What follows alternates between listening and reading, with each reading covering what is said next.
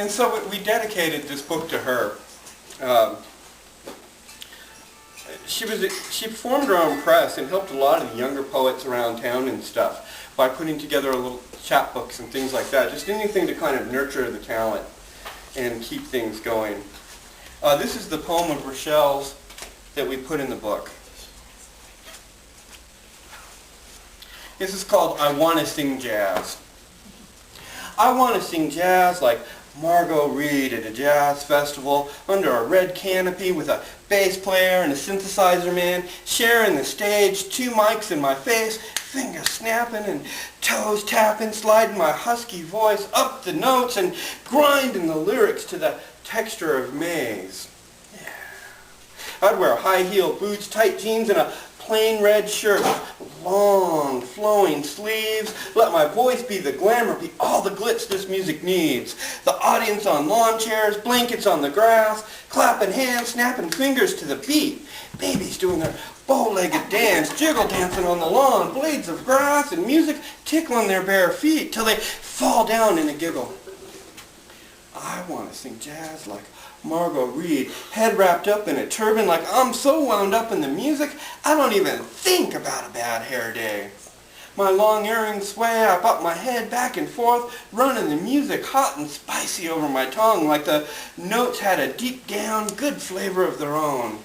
I want to sing jazz like Margot Reed. Jazz that makes folks blink back tears, want to tell stories with the music, that the words fall out of my mouth like food that's too hot to swallow.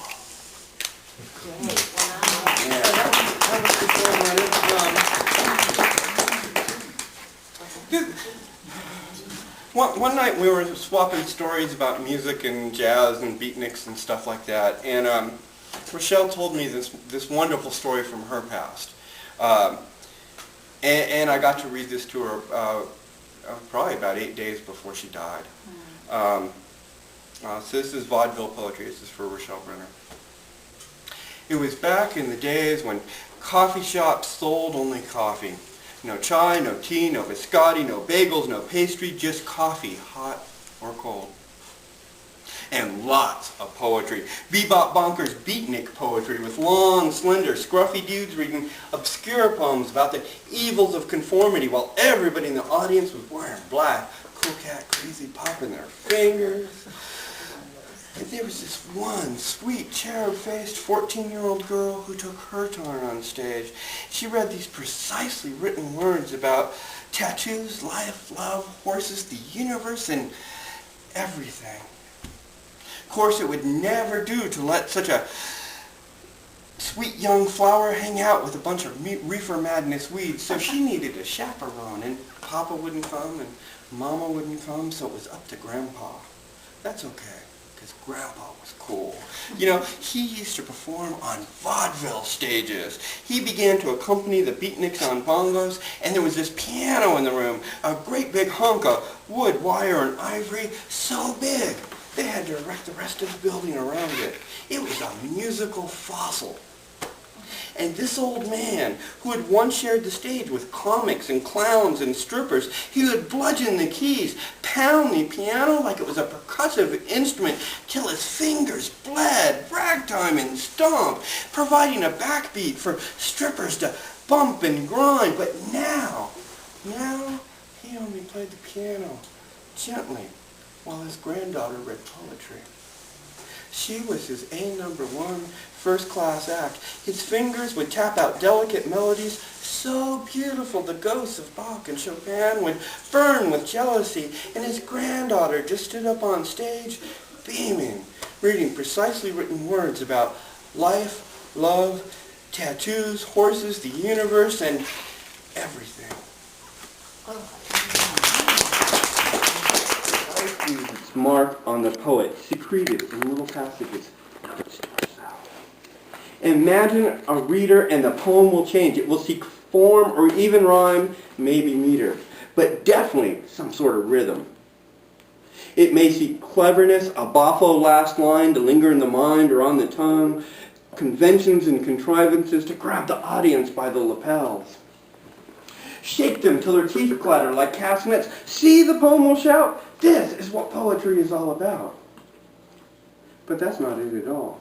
It's about raw words, emotion dripping, sometimes unspeakable words, made up words because the real ones don't touch it, words that make the hair on your arm stand up straight.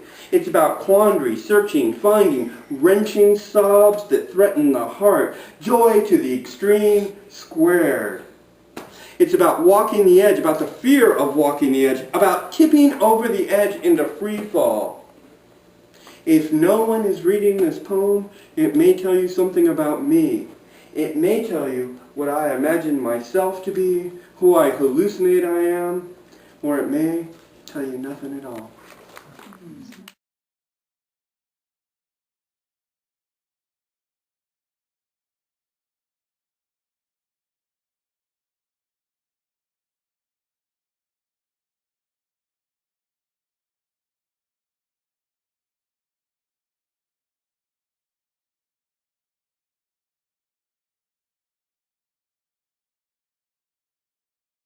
Lost everything.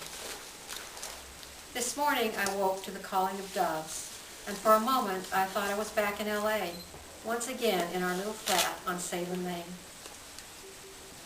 A minuscule space, built as lower level to the upper floors, but ending as detachment. It's inserted at the back like an afterthought. Yet how tenaciously it clung to the building's underbelly, how tightly it adhered to the side of the hill, defying dislodgement by mere quirks of nature's will. It was early spring when we moved in, the place as bare as a drafty hall, thinly defined by blank walls, empty corners, wooden floors without furnishings. The kitchen and living space merged, the room so minimal, so dismal and stark. You placed a turquoise vase on the table and filled it with irises that grew wild at our door. It was the year we lost everything. Our house with the pool, our car, your job, and my health. I was so sick, and you were so angry, held on so tightly as I hovered on the brink, thinking it would be easier to let go. You screamed at me to fight, and wept so piteously, I escaped to the high branches of the backyard eucalyptus, and was soothed by the rustlings of its fluttering leaves, by the old trees moaning as it swayed with the breeze.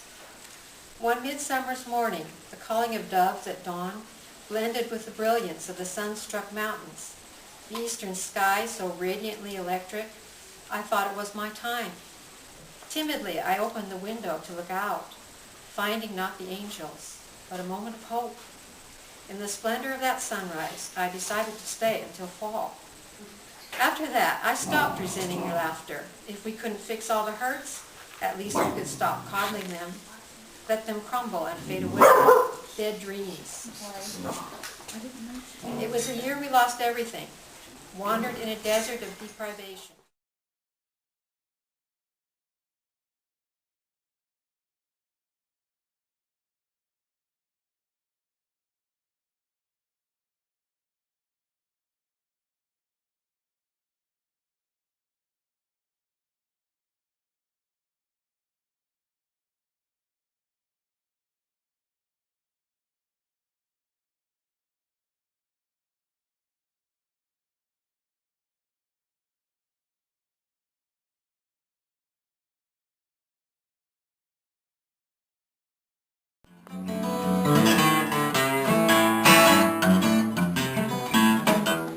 You got me acting like a hound dog, got me begging at your door.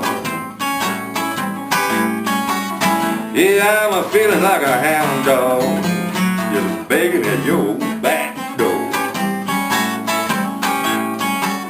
I wanna get into your kitchen, but you won't feed me no more. Yeah, I know I used to wonder, and you told me that was bad. Show me a difference. Yeah, back when I used to wander, you kept yelling bad, bad, bad.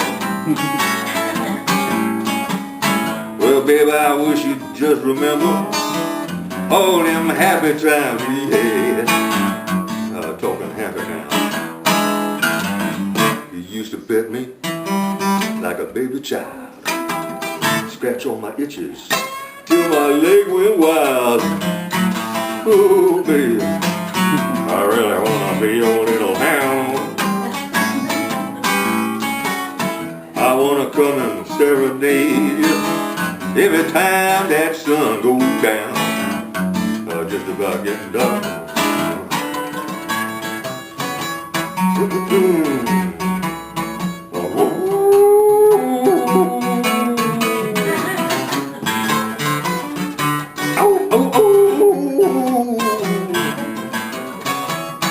Glad that little dog ain't here.